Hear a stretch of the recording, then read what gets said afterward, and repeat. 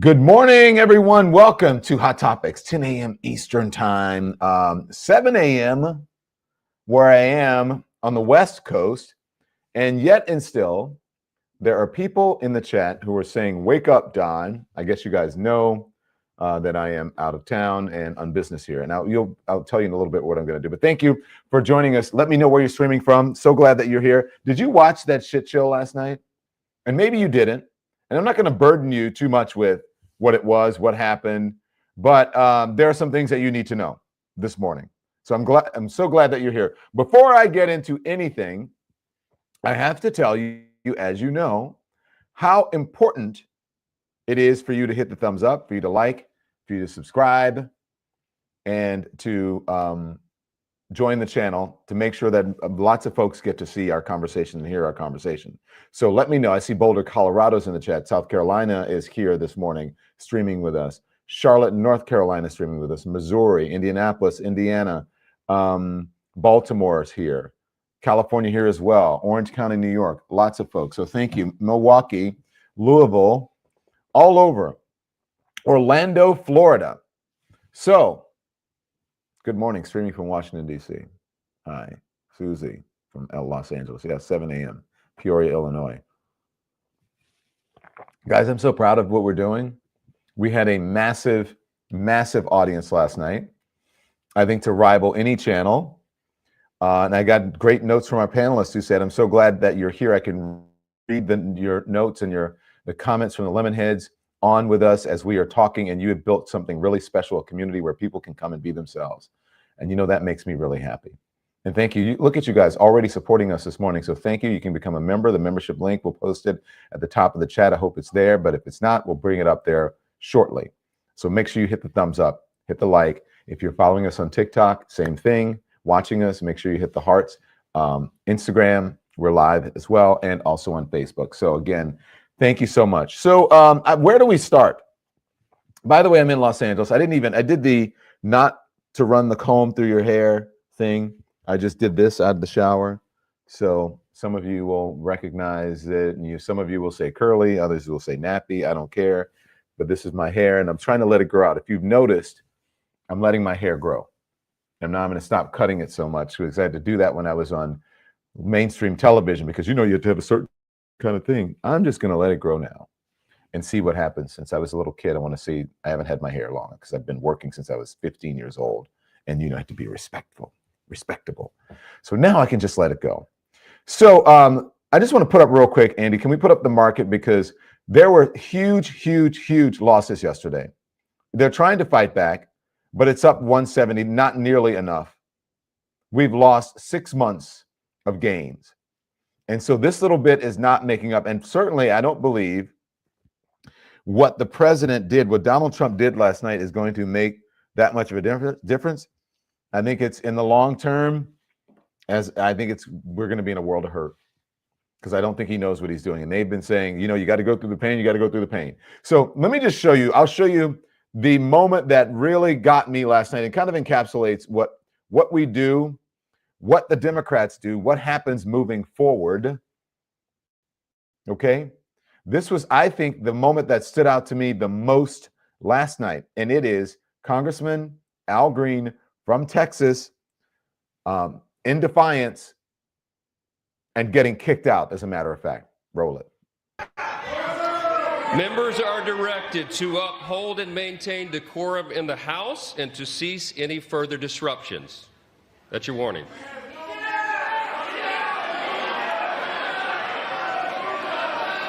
Members are engaging in willful and continuing breach of decorum, and the chair is prepared to direct the Sergeant-at-Arms to restore order to the joint session.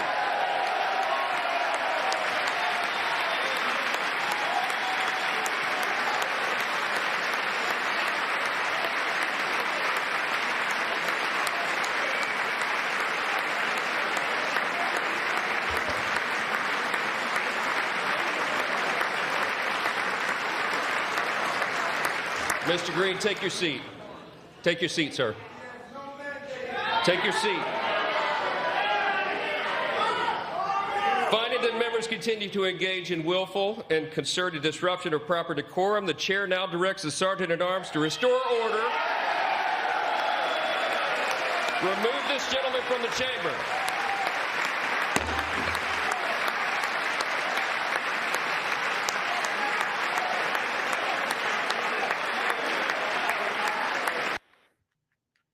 Removed him from the chamber. What do you guys think? I want to know what you think of that, because I feel a certain kind of way. Folks were telling me the Democrats should just allow them to have this, you know what, shit show, and they should just sort of sit back and take it in because they thought it was going to be ignorant. I'm not of that mind. I'm not of that ilk. I'm a fighter. I'm a rabble-rouser. I'm a troublemaker. I believe in civil disobedience.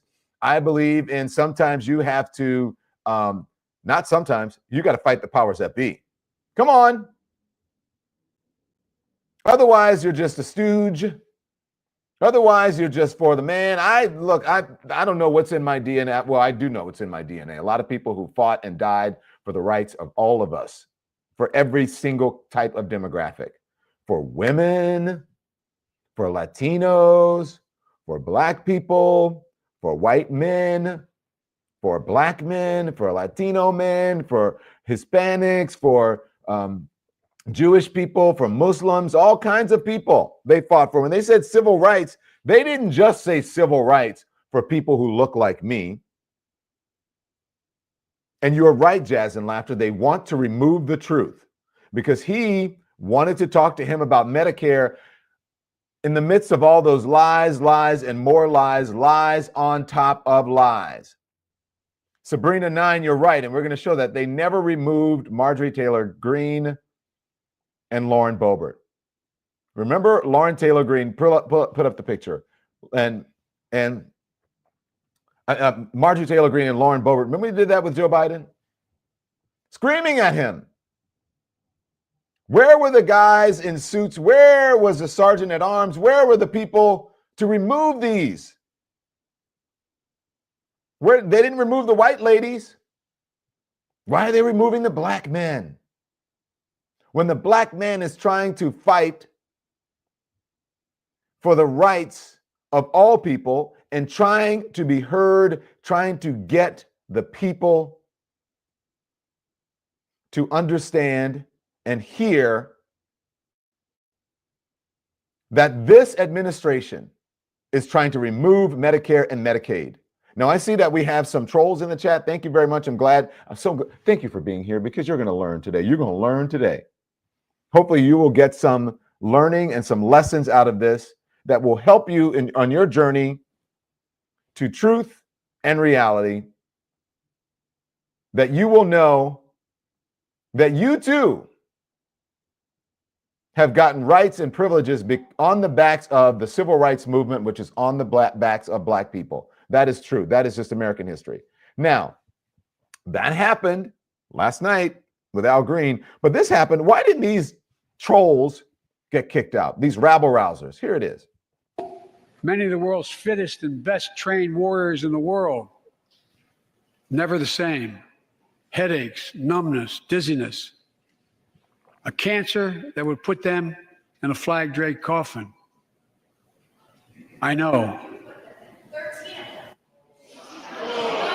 One of those soldiers was my son, Major Bo Biden. I don't know for sure if the burn pit that he lived near. That was just a small part of it, because there were more. You saw them standing up, and they stood up almost every time. There's more sound bites of them. And that wasn't the only one. I don't know if you guys remember. Representative Gomez. I don't know if you guys remember the Marjorie Taylor Greene when she was dressed as Cruella DeVille in the white thing, and she did the same thing. She stood up and started yelling at Joe Biden and others. When she was in the white and hazard dress. You don't have to find it. I can still hear it, Andy, but you listen to it backstage. So what on earth is going on? Why the double standard? Why the different treatments for different people? Why not hear this man out? But remember, Joe Biden used to say, hey, he would talk to them. He would talk to them and let them have their say. And he would say, okay, well, and people said, oh, he wasn't sharp. And then Donald Trump had nerve enough, excuse me, I'm trying to fix this chair. Donald Trump had nerve enough to talk about freedom of speech. If we could find that a little bit later on, that he has restored freedom of speech. Is freedom of speech kicking someone out of Congress? Because this is their house. You're in their house. Is that freedom of speech? I'm just saying, is that freedom of speech? Is freedom of speech kicking the Associated Press out of the White House because they don't want to say Gulf of America? They're actually calling what the name is, which is a Gulf of Mexico. Is that freedom of speech? Is it kicking certain organizations out of the Pentagon and others because they don't like what they write? Is that freedom of speech?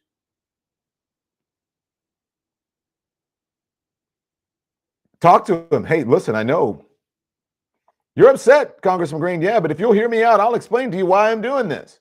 No, get out. They applauded. They were screaming, get out, get out. Nobody was screaming for Boebert and Marjorie Taylor Greene to get out. Do you have more to play, Andy? Put it up there.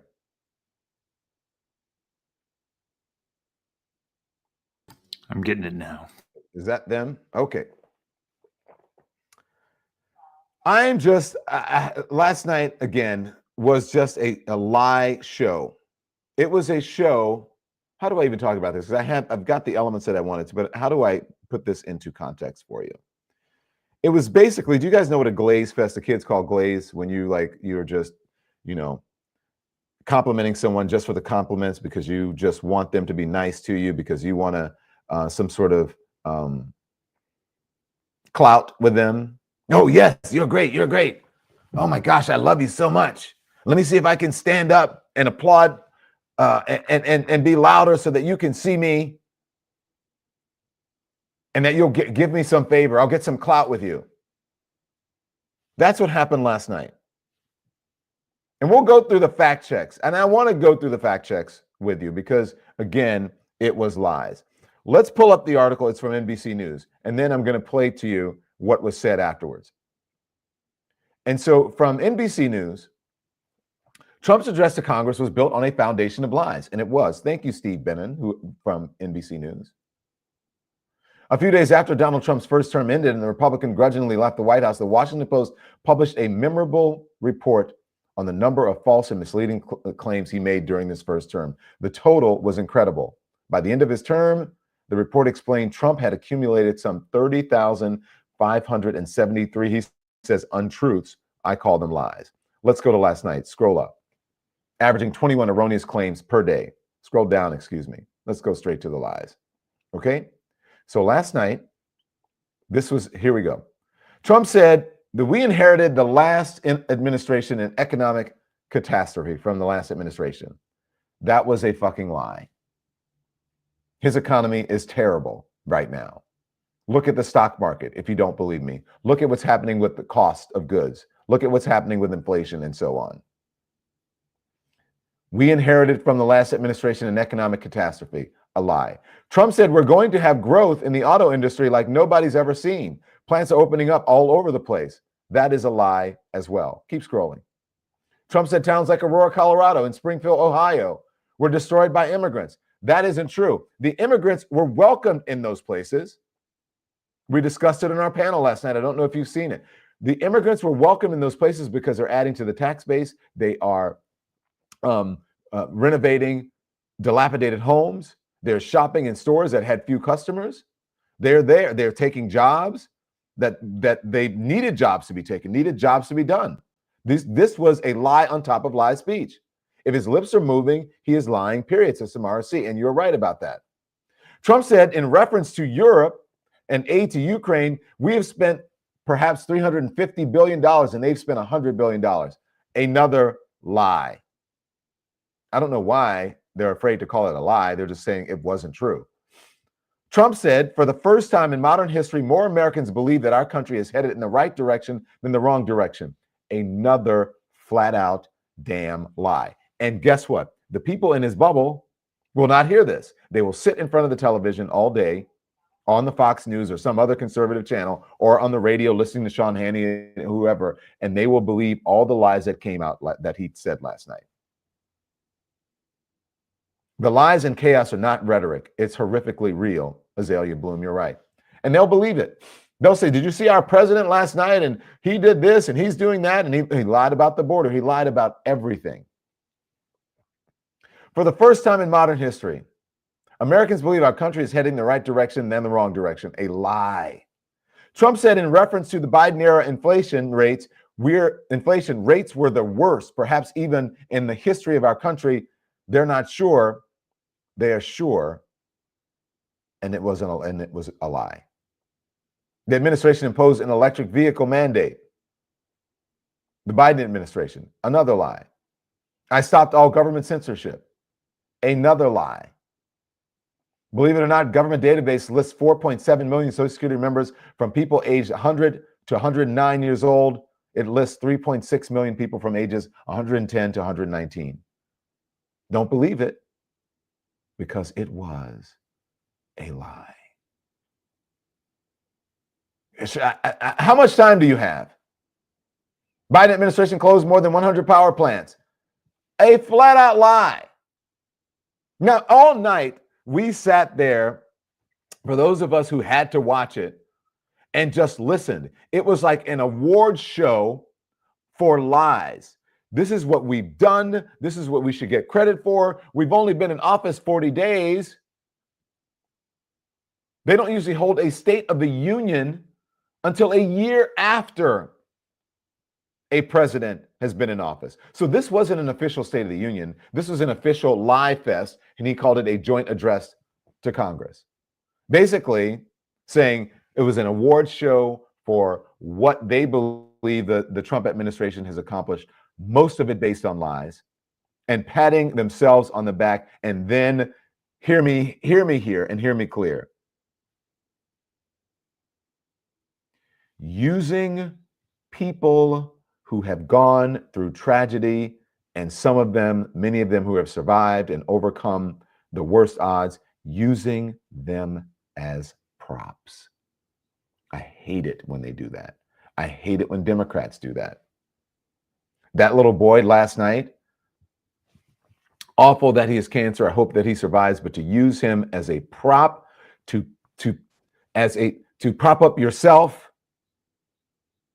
I'm great that he's overcome what he's overcome.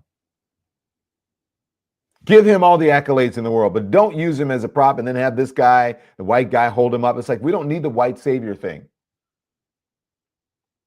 This is like Trump has black supporters. Black people like Trump. Look at the black kid. He's not a trophy, Donald Trump. He's a human being. I think it was gross. And I'm not talking about the kid, because that is something that should be in a news story. That is something they can tell. Maybe they can bring him to the White House and they can do some sort of ceremony for him. But to use him in front of the American people like that was disgusting, I think. I hated it. I'm with you. Typical of him. All he ever does is uses people. Where's my African American?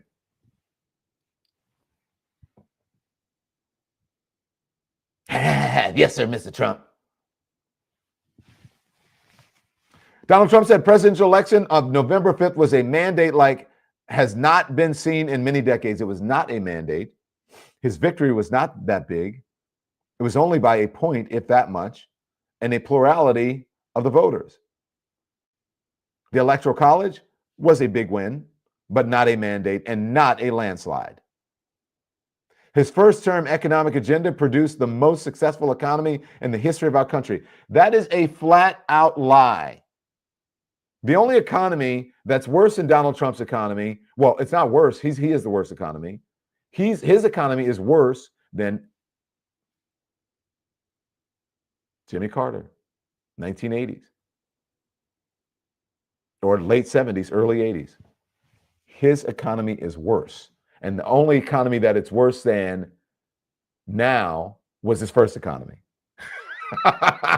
He is competing against himself. And the same thing with his approval rating. Trump said that his first-time economic agenda produced the most successful economy in the history of our country. Again, false. Dozens of whoppers. And a sampling of the outrageous and obvious deceptions. And so now we have time to step back and I can show it to you, because I know a lot of you did not want to watch this shit. But you know who has the best fact checks? You know who is the best fact checks? And it's not just saying, well, you know, we did it and I counted this and here's what this happened. And when I tell you that, especially if you're on cable news, you have to be interesting. People have to want to watch you. You have to be able to carry a program. You have to have a personality. You have to have something interesting that people like. Rachel Maddow. Let's let Rachel do some fact checks for us, and then we'll be back right after these Rachel Maddow messages. Watch. That did repeatedly seem to be ad-libbing when he was remarking on the expected impact of the economic decisions he's already made 6 weeks in, saying that the American people would have to bear with him, that there would be a little disturbance, that there would be an adjustment period. And again, he said a little disturbance, essentially suggesting that the roiling that we saw in the markets is something that he knows he caused, but he hopes people will not mind. For the record, the worst inflation in this country was in 1980. For the record, the economy that he was left by President Biden was not a catastrophe. It was literally the best economy in the world and was described by The Economist magazine as the envy of the world. That was the economy that was left to Donald Trump by Joe Biden. For the record, Social Security is not paying benefits in large numbers to 300-year-old people or 250-year-old people or 200-year-old people or 150-year-old people. In fact, the idea of Social Security as a bastion of massive fraud and overpayment is completely false. For the record, U.S. auto company CEOs are not psyched and delighted and so excited about President Trump's economic policies, including his tariffs. Take, for example, the CEO of Ford, Jim Farley, who said that Trump's tariff policies would, quote, blow a hole in the U.S. auto industry that, quote, we've never seen. The president flat out lied about U.S. versus European spending to support what used to be our allies in Ukraine. The U.S. has committed about $125 billion to Ukraine's defense. Europe has committed about $259 billion. The president radically misstating the character and quantity of our relative support for what used to be our ally, now appears to be only Europe's ally. This is how you do it. I like to give people their flowers, and I like to give credit where credit is due. This is how you do it immediately after it. If you can't do it, but some people may get upset, but we got to do it last night. I'm going to show you. We did it in real time. And our folks here on the channel did not mind. As a matter of fact, they were saying, Don, we need some commentary. And so I came back on. Producers were saying, Don, the subscribers want commentary. And so I fact-checked them in real time. And wait till you see the folks we had on afterwards, because if you missed it, if you didn't see it, you really missed out. That's where we're going to go to next. Our panel of people who were on last night talking about these lies and about how the media was going to sane wash this and on and on and on. But let's continue with Rachel, and then we'll get to that. Here it is. Fact check. And no longer ours. For the record, Joe Biden did not close over 100 power plants. There were more utility-sized power plants up and running in the United States when Joe Biden left office than when he achieved office. For the record, there is no EV mandate. For the record, oil and gas production in the United States hit all-time records under President Joe Biden.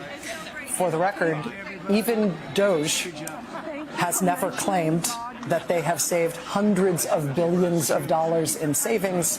The largest items they have claimed to achieve as savings in the U.S. budget have been debunked and they've been taken down, but even they don't falsely claim hundreds of billions of dollars worth of saving. For the record, and this is disgusting, the president made a spectacle out of praising a young man who thus far survived pediatric cancer, as if the president had something to do with that. This was in the midst of him praising DOGE. The DOGE cuts, among other things, have cut off funding for ongoing research into pediatric cancer. For the record, I will note that Donald Trump did admit in his remarks today explicitly that Elon Musk is the head of DOGE. And while that comes as no surprise to anybody who's been following the facts of this matter, that will end up in court because that is directly contrary to what the administration has overtly sworn to a federal judge about the leadership of Doge.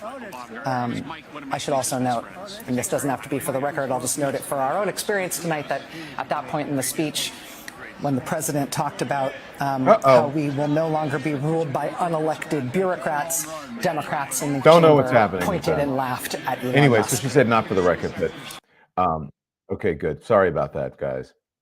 Sometimes that happens when you have digital. She's still on our end, John. I'm sorry? It was still playing on our end. Oh, well, let's hear it. Let's hear the rest of it. I couldn't hear it. Maybe it's my connection. Do we have it or is it over? It's pretty much over, but I'll let it go. Oh, crap. Oh. All right, great.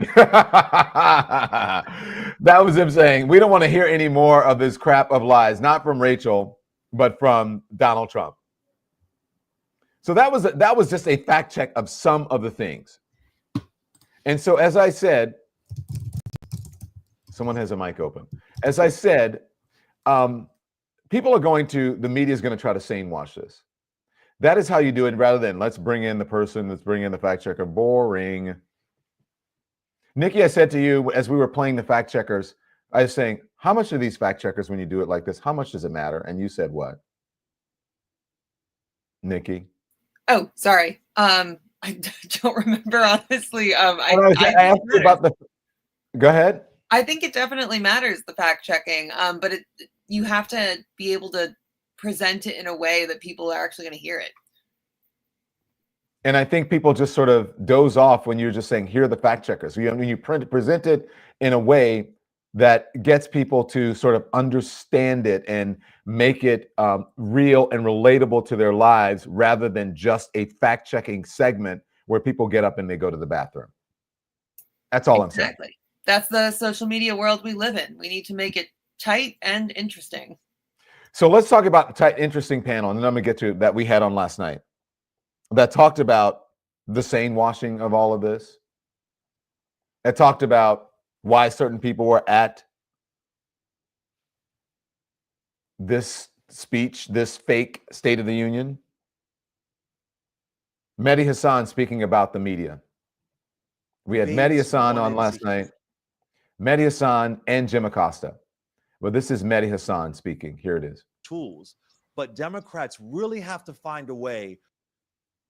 What's interesting is, did you notice, and Don, you know this as well, like the media will sane wash what Trump did tonight, right? They'll pick out the moments, and they'll pick out that. I'm so glad you're talking about this. I will bet every dollar I make this year that there will be coverage of Trump saying, I want to reach out to the Democrats, join with me, and we'll make America great. They'll pick on that line. They won't pick on the line where he goes, look at these far left, radical left lunatics, he said, pointing at the Democratic Party. Can you imagine if Joe Biden had pointed at the GOP and said, look at these far right lunatics? Can you imagine the reaction if he had said that in even one of his speeches? People would have lost their minds. Right. Yeah, we have some more folks who are joining us here. Let me introduce the folks. The great Jim Acosta is here, as well as the great Michael. Oh, here we are.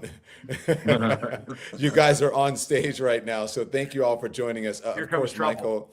Of course, Michael is drinking a beer, and we're glad that he is being himself this evening.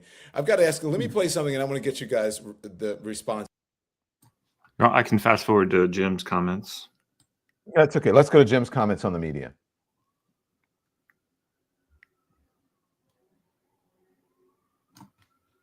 All going on, I'm sure, and as my producer Peter said, a lot of Celsius and Diet Coke happening to the fact checkers. Yeah, I mean, you would think instead of the oxygen tank, they've just got a drip of Red Bull going in the fact checking room tonight. I mean, it was nonstop. And you've covered Trump a long time. He's gone after you. My travels with him and reporting on him. The last thing that he wants and can tolerate is people saying, well, you're lying and you need to be fact checked here. Don, it's a tremendous challenge right now for all of us. And I think that is one reason why having independent media is such a strong thing for all of us right now, because you're right. After the last election, I got the feeling, I'm sure you got the feeling, that people were sort of searching around and saying, you know what, I'm just not getting I'm just not getting what I need anymore. And I think that is the reason why you're seeing this explosion and this growth in independent media, and sort of in the way that we saw Twitter taking off and other social media platforms taking off in the late 2000s, early 2010s.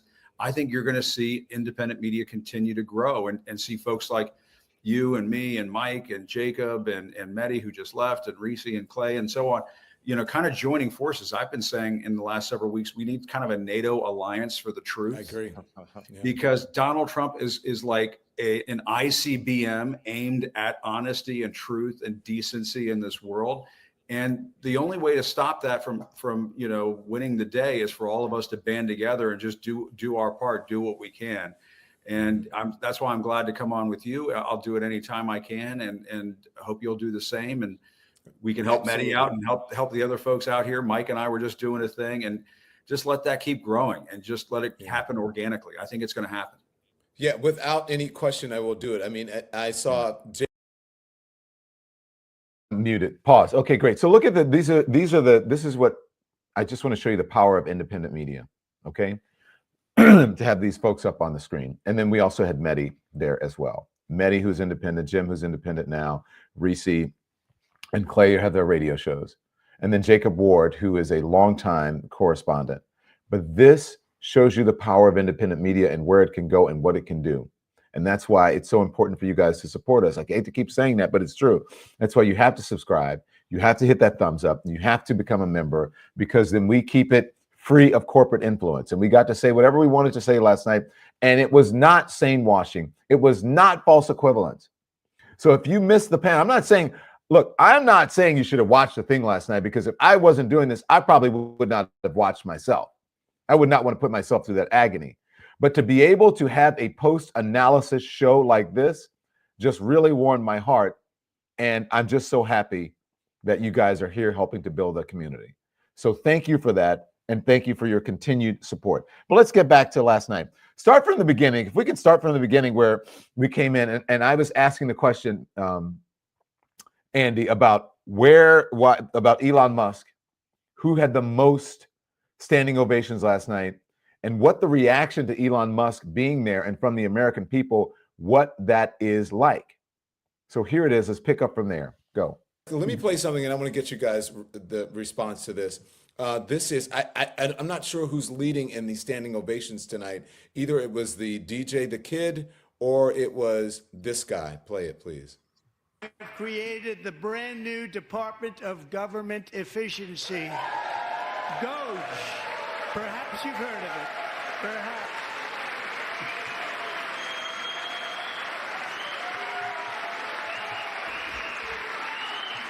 Which is headed by Elon Musk, who is in the gallery tonight.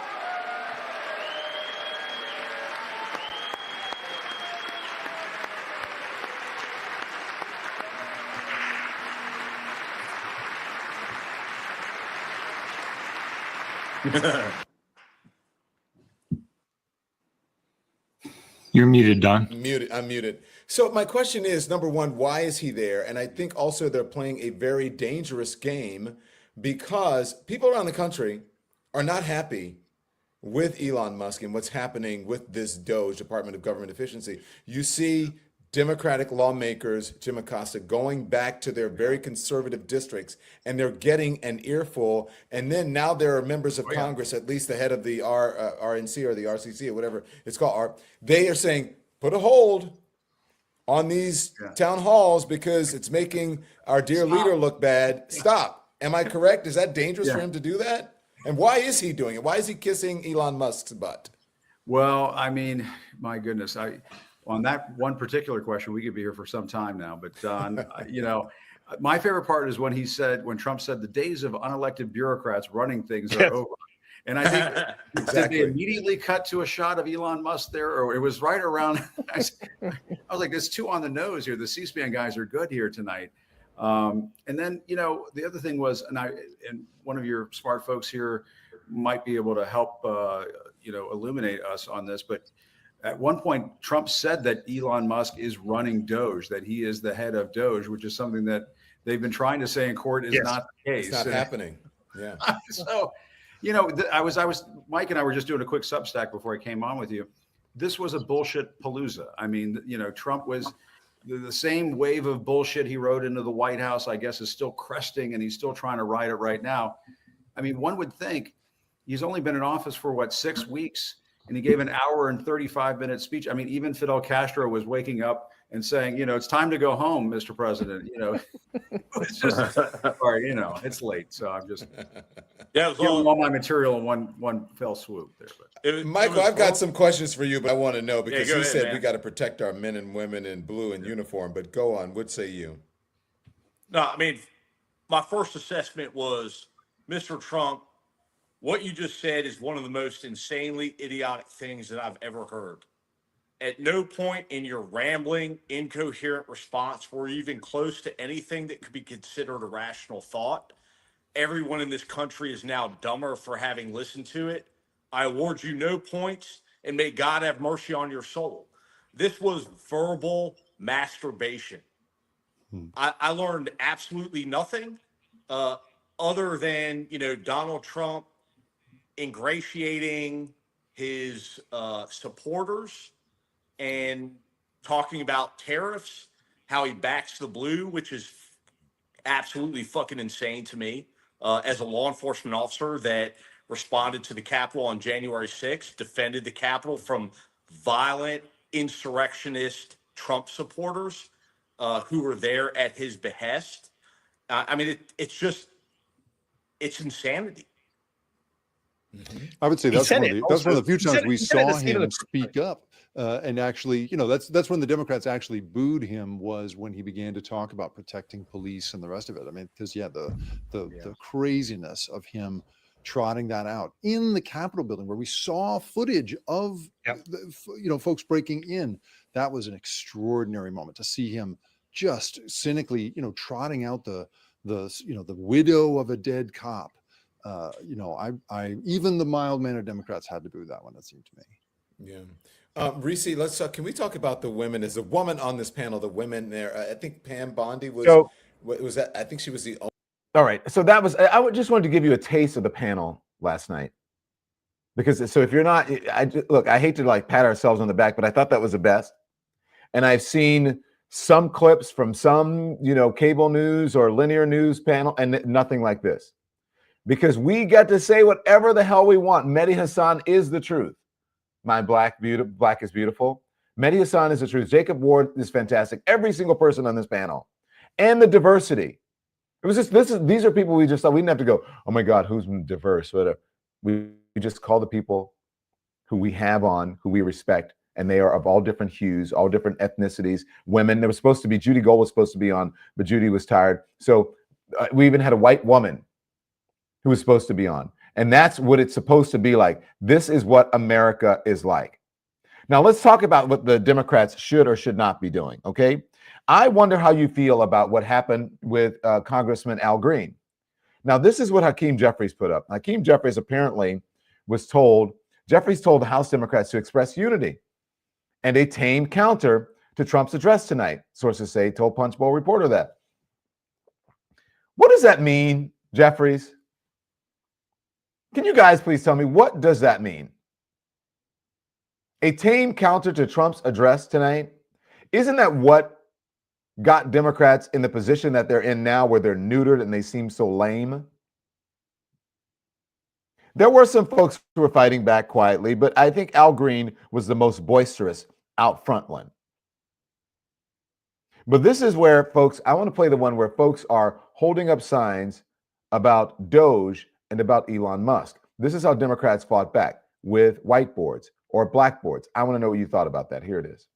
And once again, I look at the Democrats in front of me, and I realize there is absolutely nothing I can say to make them happy or to make them stand or smile or applaud. Nothing I can do. I could find a cure to the most devastating disease, a disease that would wipe out entire nations, or announce the answers to the greatest economy in history, or the stoppage of crime to the lowest levels ever recorded. And these people sitting right here will not clap, will not. Musk steals. Say Medicaid. Musk steals. Save Medicaid. Those were the types of signs that they were holding up. Now, let me know in the chat if you think that that's enough, or should they have gone stronger? And if you can, producers, can you find the part on the panel where the panel talked about they thought it would be the beginning? I think it was Clay Kane who started, maybe it was Jacob Ward who said that. They thought it would be the time that people would stand up. And then Michael Fanone responded to it. I want to hear Michael Fanone's response to it, actually, where they thought that it would be Democrat after Democrat standing up after each lie. We can listen to both of them if you find it.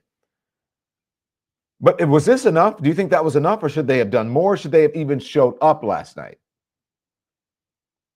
Should they have even showed up last night? Keep rolling.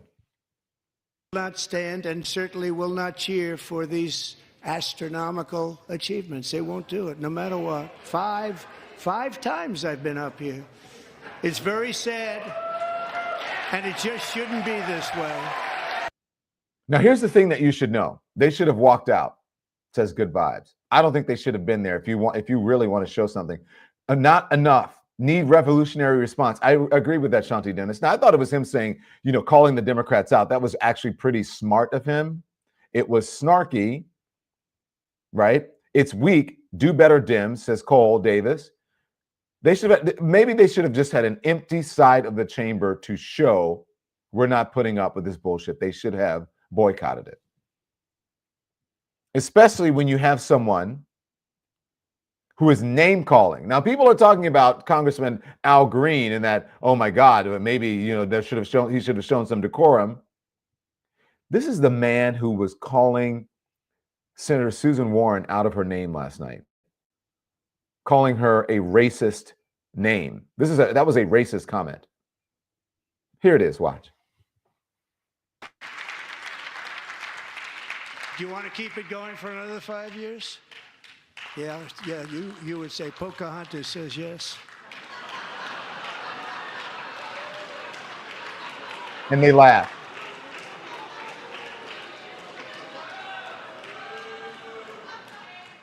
$2,000. Yeah. There you go. And that is the president of the United States. This is Rashida Tlaib. I think Rashida Tlaib had a whiteboard last night as she was listening to this. And by the way, on the official White House feed on that cam, they didn't show the cutaways of people. They only showed Donald Trump. They didn't show what Democrats were doing, any of the resistance, none of that. Maybe they showed some of Al Green, but the official White House feed did not show any of that. Here's what Rashida Tlaib was doing.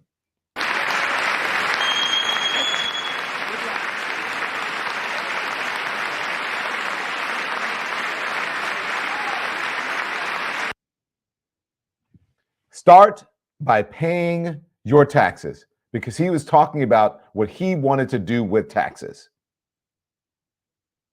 So if he wants to overhaul taxes in this country, maybe he should start by paying his taxes, because the information that they got from the taxes that he did release, remember, he didn't want to release them. 8 years ago, Donald Trump said, I'm not going to release my taxes because I'm still under audit. Has anybody seen any taxes yet? Is he still under audit from 8-10 years ago? Rashida Tlaib, start by paying your taxes. So after Al Green got kicked out last night, he was interviewed by a reporter who was outside, and he explained why he did what he did. Here he is. So what were you shouting to the president? The president said he had a mandate. And I was making it clear to the president that he has no mandate to cut Medicaid. I have people who are very fearful. These are poor people, and they have only Medicaid in their lives when it comes to their health care. And I want him to know that his budget calls for deep cuts in Medicaid. He needs to save Medicaid, protect it. We need to raise the cap on Social Security. There's a possibility that it's going to be hurt, and we've got to protect Medicare. These are the safety net programs that people in my congressional district depend on. And this president seems to care less about them and more about the number of people that he can remove from the various programs that have been so helpful to so many people. So does yelling during speech the best way to get that across? It is the best way to get it across to a person who uses his incivility, against our civility. He is a person who has consistently been used incivility against civility. So do you have no mandate? Is that what you said? Well, look, I'm willing to suffer whatever punishment is available to me. I didn't say to anyone, don't punish me. I've said I'll accept the punishment, but it's worth it to let people know that there are some of us who are going to stand up against this president's desire to cut Medicaid, Medicare, and Social Security. So were you saying you have no mandate? Is that what you just said? That's what he has no mandate to cut Medicaid. None. Is the only punishment that you were kicked out, sir? Is there something? I don't know. Whatever the punishment is, I'm not fighting the punishment. This is about the people who are being punished by virtue of losing their health care. This is the richest country in the world, and we have people who don't have good health care. We've got to do better. And now we're about to cut Medicaid, which is for poor people. Health care has become wealth care for many people, and we can't afford to let that happen. Okay, so here we go. This is a kind of representative. This is a kind of government representative you need. This is a kind of politician you want. Now, they're going to make fun of him, the MAGA folks. They're going to say he should be respectful of the president. But I want this man to represent me in Congress. This is who I want. You may not like his actions, but I liked his actions. I think you have to be willing, as I say every day here, to sacrifice something. So when contrast and compare that to what Hakeem Jeffries put up there. Hakeem, I'm sorry. Hakeem, you're out of touch. Hakeem, this is the wrong energy. Hakeem, we are in trouble now. We're living in a dictatorship. I'm sorry. Jeffries told House Democrats to express unity and a tame counter to Trump's address tonight. Oh, no. No.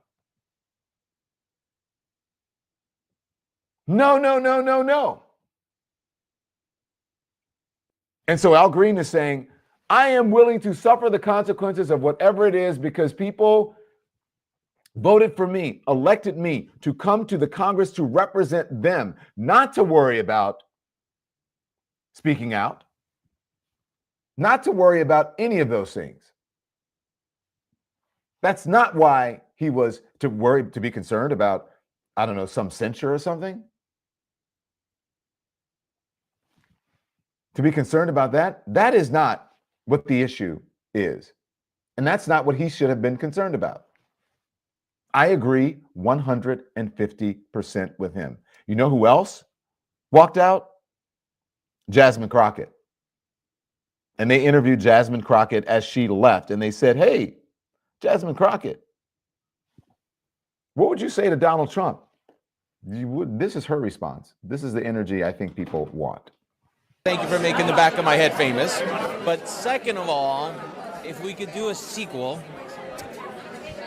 if you could tell Donald Trump anything tonight, what would you tell him? I would tell him to grow a spine and stop being Putin's hoe.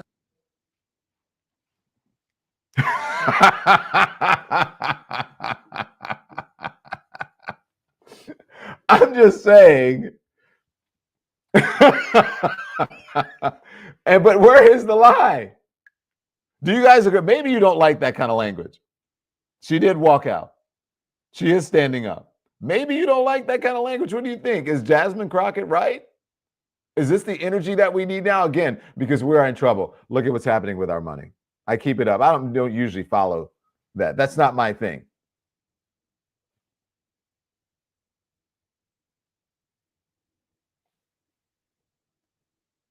Is that the energy we need? Here's Jasmine Crockett again talking about how she feels about what's going on. This is not what we should be doing. I don't even know why we fighting with Greenland. Why we fighting with Greenland? We fighting with Canada. We fighting with Mexico. Yet we in love with Putin. What is happening? Like, this is not America. This is a terrible nightmare. Somebody slap me and wake me the fuck up because I'm ready to get on with it.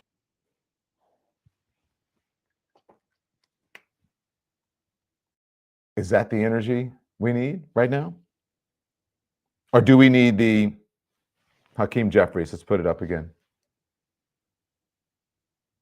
Now, you guys tell me. Not everybody can be Jasmine Crockett. Not everybody can be Al Green. You need some folks behind the scenes who can actually work things out. But is that what we need? The person who is at least trying to fight for democracy? To say, hey, look, more respectability. A tame counter to Trump's address tonight. I had a friend who before this address said, I hope Democrats don't, make a spectacle and they don't do whatever. And then afterwards, quite frankly, he watched our panel and he said, you know what? You guys changed my mind. I believe Democrats need to have more fire. They need to fight back. They need to show the American people that they care. They should have walked out. They should have walked out. Especially when you have someone up there lying about free speech. He doesn't give a rat's ass about free speech. And the folks over at the Lincoln Project can convey it to you even better than I can. Watch. Stopped all government censorship and brought back free speech in America. It's back. Is that free speech? Is that free speech in America? I don't know. Lies on top of lies. Do we have our panel discussion talking about the things that I wanted to talk about from last night? Yeah, about the Democrats' response. Here it is. District depend on. And this president, congressional district depend on. And this president seems to care less about them and more about the number of people that he can remove from the various programs that have been so helpful to so many people. All right, thank you, Andy, for playing that. So then that's afterwards. So I just want to get whoever wants to jump in. How do you guys feel about that? I mean, one thing I would just say about it is that, first of all, I thought to myself, wow, are we about to have an evening in which a different Democratic elected official is going to stand up each time he says something false and get ejected one by one? I thought we were about to have that kind of evening because I thought, would you have liked that? Do you think the American people would have liked that, Jacob? I mean, I think it's good. That would have been that if you Mehdi, when he was on, was talking about the showman that Trump is. If you want to talk about meeting him theater for theater, right? Like that would have been some pretty extraordinary theatricality. But of course, that was not what was happening because this is not a party that holds big retreats in which everybody makes a plan about exactly the same talking points, exactly the same thing they're going to wear, and all that stuff that the other side of the chamber does. But I thought, wow, that's amazing that he's going to stand up and really try and. I thought he was just talking about the sheer math of it. Calling it a mandate is ridiculous. But the fact that he was also trying to get Medicaid and Medicare into the conversation, you could even sense on the Republican side the discomfort of the balanced budget talk, because those guys are all going to have to go home to their constituents and try to explain why their Medicare is about to be thrown away. So for me, I just thought, wow, is this going to be the beginning of that theatricality? Unfortunately, fortunately or unfortunately, at least from the theatrical point of view, it was not. Michael Fanone, you're like, yeah, why? I mean, I concur with Jacob. I thought that this was the beginning of, what would be one by one each Democratic member of the House standing up, getting ejected at a different moment, and showing that that they had some backbone to stand up against Donald Trump. Unfortunately, it appeared that Al Green was the only person in Congress at this point that has any backbone, any wherewithal to stand up and speak out against Donald Trump. This is the party who, listen, all week long I've been listening to James Carville go out on legacy media and talk about how the strategy for the Democrats needs to shut be up and do nothing. To play possum. Play possum, let Donald Trump and Elon Musk destroy the country over the next 2 years. And then in the midterm elections, Democrats will be able to seize on that moment and take back the country. Bullshit. Americans like myself, people who are being deeply impacted by what Donald Trump and Elon Musk and all of the MAGA extremists are doing to this country, all we see from Democrats is this capitulation or fear of Donald Trump and the inability to do anything to stand up to him. And if I have to wait for 2 years for Democrats to try to effect some level of change, I think, like many Americans, they're going to be so disillusioned by the Democratic Party that they're just not going to turn out at all. And so I think that's the absolute wrong strategy. I think that resistance and a offensive movement against Trump and MAGA extremism needs to begin today. It needs to begin right now. It needed to have begun when he was sworn into office. Yeah. So, guys, listen. That's my. So I want to my know dad would what you say guys that. think about that, because I think that he's right. I don't think Democrats know what to do. I say this a lot, and when we think they know something, they don't. My question is for the Democrats: where is their Project 2025? Their version of that, their Project 2028. Where is that? When they are fighting against someone who just continues to lie, someone who says that they believe in meritocracy, and yet and still they want to allow access to America, citizenship to the highest bidder. Donald Trump talking about gold cards. This makes no sense to me. Watch. With that goal in mind, we have developed in great detail what we are calling the Gold Card, which goes on sale very, very soon. For $5 million, we will allow the most successful job-creating people from all over the world to buy a path to U.S. citizenship. It's like the green card, but better and more sophisticated.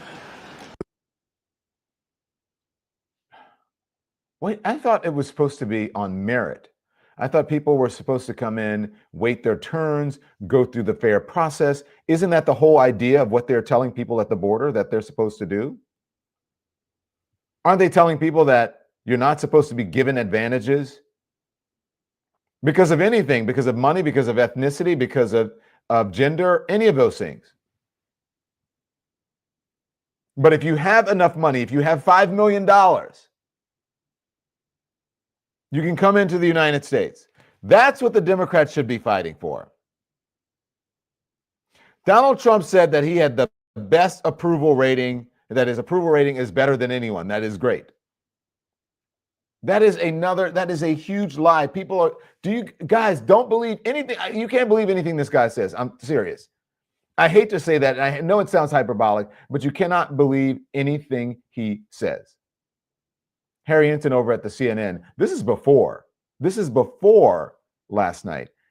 And he has this information. Donald Trump does, but apparently he doesn't care. He cares about lies. Here it is. Look at presidents at this point in their presidency, right?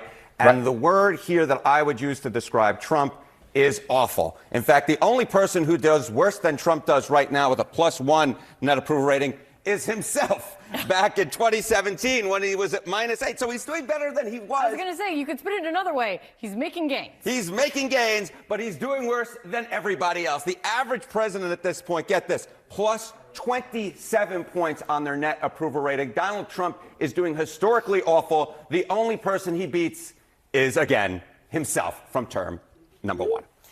How about on the issue that, one, he says he was most elected to fix, and he said he would do it on day one, which would be the economy. On the economy, well, he beat himself on overall, but on the economy, he can't even beat himself. Again, this is historically the worst going back in polling at this point in the presidency, the net approval rating on the economy. He's right now at -4 points. In term number 1, he was at +8 points. Historically, the average is +15 points. He is doing nearly 20 points worse than the average president when it comes to the economy on net approval rating. He is historically doing awful, awful, awful. Weak. And on the issue on which he was elected to, of course, fix, he is doing historically awful. This is not good. If this number holds, you can guarantee his overall approval rating will go down, and it could take his entire presidency with him. And this also Okay, now so I just want to tell you changed this. very So quickly. this is because this is before last night. So this is the information that they had before last night. So Donald Trump knew that it was a lie that he was going to spew.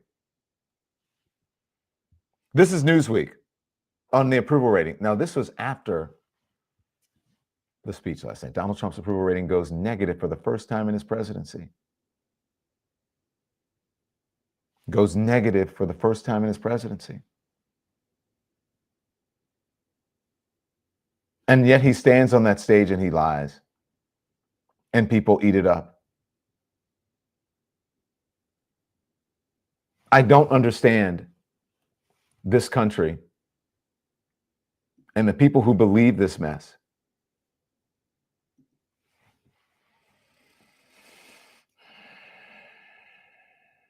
In the meantime, jobs are being lost. More people are being added to the unemployment line. The cost of goods are going up. I had a farmer on yesterday who gave you an example. He is a living example of what happens and what is happening now. And all these mistakes, all these lies that the president spewed last night, talking about what Doge is doing, that they uncovered, again, more lies. And there is no evidence of any of this, that they're uncovering any of the fraud, that they're saying, or saving any of the money. There's no evidence. Show the evidence. There's none.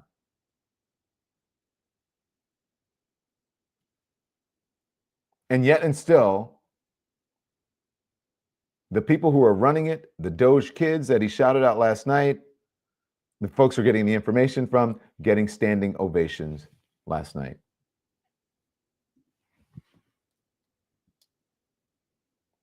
Let's play it. I have created the brand new Department of Government Efficiency. Doge. Perhaps you've heard of it. Perhaps.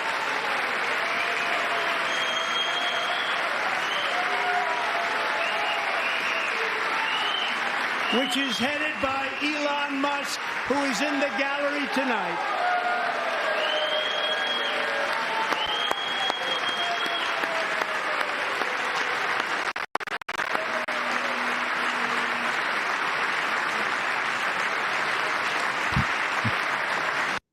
Elizabeth Warren checking her phone.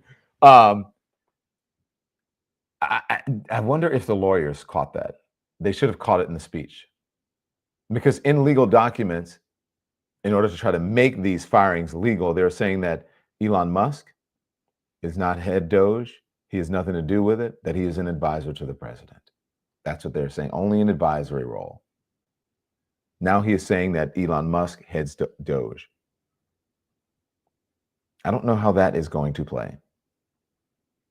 But what I do know is that if you look at the economy and you look at the stock market, let's put it up. This is where we are right now, under a Donald Trump presidency. Down and to the right. Not in the red, but in the black. This is how the Dow is doing since King Trump rules America. Remember what he said in November of 2012. If the Dow drops 1,000 points in 2 days, the president should be impeached immediately. What are you waiting for, Donald Trump? What are you waiting for, Democrats? Is this live? This is live now of the Dow Jones? Yes. Down.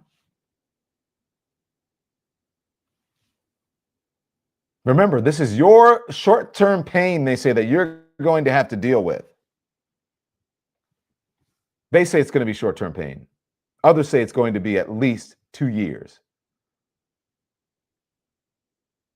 And perhaps no recovery. Inflation, up. The possibility of a recession, up. The Dow is teetering on the edge here between like a 1.70, 84. Then it goes up and then it goes down. But we have wiped out at least 6 months of growth here. There's one thing I see that you have in the waiting in the queue from last night. Is that something that I need to play, guys?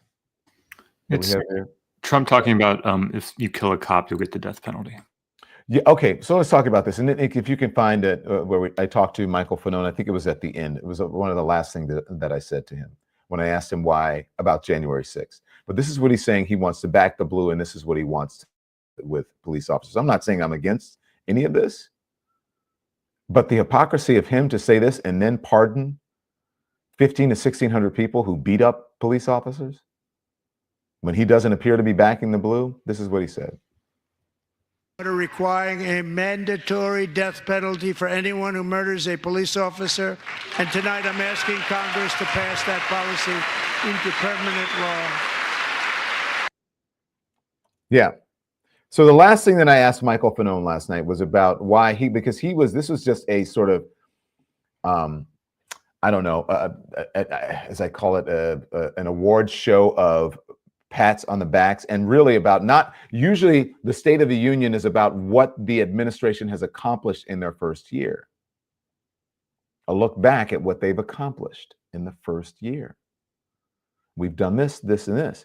This is what we've done with executive orders, not necessarily laws. This is how we're defying federal judges. This is how we're lying to the American people. This is how we're breaking the rules and the norms. This is how we're ignoring the legislative branch. This is how we are in a dictatorship. Wake up, people. We're in a fucking dictatorship. So what are you doing? Meaning Democrats, even you out there. I don't want to scold and chastise you, but what are you doing? We're in a dictatorship. What are you willing to sacrifice? I know we got here there were a lot of factors why we got here. A bunch of factors. But now that we are here, how much further do you want to go down this drain? Donald Trump says, back the blue. He said that last night. We need to protect our men and women in uniform. We need to protect our police officers. We need to do all of those things. He honored a lot of people last night. He used them as props. But you know who he didn't honor? The men and women in uniform who fought to save our Capitol and who were attacked by an angry mob of Donald Trump MAGA brain dumb protesters, insurrectionists, criminals, convicted, who were pardoned by Donald Trump. Michael Fanone was there. Concussion, heart attack, could have lost his life. Begged with them, please don't do this. I have children, he was saying. Please don't do this. I have children. This is what he said about last night. Who can enjoy the protections of these institutions. Not sure if this is the exact and anyone who is ideologically opposed to him only stands to be oppressed by these institutions. And then to go back to what you were saying earlier, Don, like as to the reaction or our final thoughts, the appropriate reaction in this moment, the appropriate feelings should be outrage and anger. I understand fear, but we can't let fear paralyze us. We have to channel that into action and resistance to this authoritarian regime that is occupying this country in this moment. And we also need to reclaim patriotism. It disgusts me to listen to Donald Trump or J.D. Vance or any of these other insurrectionist members of our government talk about patriotism. They have absolutely no idea what it means to serve this country selflessly. Myself and many of my friends and former colleagues understand that all too well. Donald Trump knows nothing about that. He serves himself, and anyone who claims to be a patriot in the MAGA movement only serves Donald Trump. I have the time code now for the. Yeah, go for it. Play it. We got time. Take our time today. Gotta scroll. Here we go. Backing the blue are men and women in uniform, and the folks were asking in the chat as well, why isn't he honoring the January 6th officers and people? So, Michael Fanone, I'll give you the last word. What did you think of that? You should be honored. You should have been honored there tonight. No, I mean, first of all, Donald Trump doesn't back the blue. Republicans, the MAGA Republicans don't back the blue. They back people that support their political ideology, and that's it. Anyone that stands in the way of them is the enemy, just like I was the enemy on January 6th, just like they're trying to change the narrative to make the police officers that stood in the way of violent Trump supporting insurrectionists from prohibiting Congress from certifying the free and fair election in 2020. They're trying to paint them as the redcoats, the enemy, the villains in that moment. And so, I mean, again, it's hypocritical. It's pandering at its worst, but unfortunately, it resonates with a lot of American law enforcement because the vast majority of American law enforcement supports Donald Trump. And I think that, it's fine time that this country stopped viewing American law enforcement officers as stewards of the Constitution. These are paramilitary organizations that adhere to or abide by whoever happens to be in power. So it's not the Metropolitan Police Department of Washington, D.C. It's the Metropolitan Police Department of Donald Trump, because Donald Trump is the president of the United States. Just like the FBI at the moment is not the Federal Bureau of Investigation, an impartial, investigative body serving the citizens of this country. It's the Federal Bureau of Investigation serving Donald Trump. And I think that Americans need to wake up to that, and they need to understand that right now in America, you don't have, impartial justice. You have individuals who are politically aligned with Donald Trump who can enjoy the protections of these institutions, and anyone who is ideologically opposed to him only stands to be oppressed by these institutions. And there you go. That's Michael Fanone. That is Michael Fanone, a former police officer, and who stood up for what was right on January 6th. And I think he's spot on. I think that he is spot on. So that's what you get here. Make sure you hit the thumbs up. Make sure you hit the like. And guys, become a member. I am here in Los Angeles. I'll tell you why in just a little bit. But and I will be, as a matter of fact, because we have these sanctions or these tariffs going on with Canada. I'm going to be there on Friday and Saturday, and I'll let you know what's happening from there. So I am working for you, trying to get you the right information, trying to get you the truth. And I really thank you for your continued support of this channel. So thank you for all of your love and support, as I say every single day on this program. I'm tired, y'all, but I'm going to keep going. I'm a soldier. But just pay attention. Don't fall for the okie doke. Don't believe all the lies. Support independent media. Get your information from people who don't insult you. Get your information from people who don't give false equivalency to lies and insurrectionists and election deniers. If you are not being served what you want at whatever table it may be, you don't have to eat there. You can go somewhere else and get what you want. Have it your way. Have it your way, for those who are old enough to remember that. So like and subscribe. Thank you for folks who have gifted memberships. A lot of you have gifted some memberships today. Simi, because of Simi's generosity, 20 people get to become members. We're at 600,000 subscribers, maybe even more. Where are we, producers? We just hit 600,000 yesterday, and I think we're like at 602. Right, 604,000. 604,000 since yesterday. We've got in 20 days, we've gotten over 100,000 new subscribers.